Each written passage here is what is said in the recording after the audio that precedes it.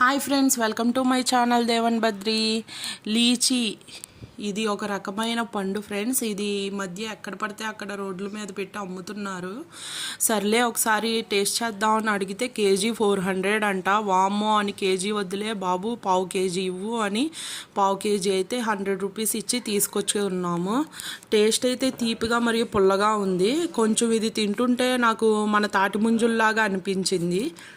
అసలు ఈ పండు గురించి తెలుసుకుందామని గూగుల్లో సెర్చ్ చేశాను. లీచీ ఇందులో విటమిన్లు మరియు ఖనిజాలు పుష్కలంగా ఉంటాయంట. ఆరోగ్యానికి కూడా ఇది చాలా మేలు చేస్తాయంట.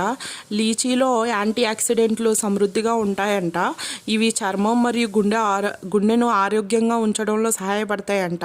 ఇందులో విటమిన్ సి అధికంగా ఉంటాయంట. ఈ లీచీ ఫ్రూట్లో క్యాలరీలు చాలా తక్కువగా ఉంటాయంట.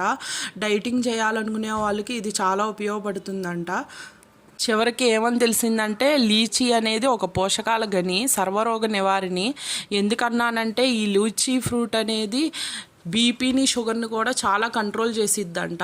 అలా అని షుగర్ లేని వాళ్ళు తినకూడదంట, ఎందుకంటే బ్లడ్లో షుగర్ లెవెల్స్ని కూడా చాలా తగ్గించిద్ది.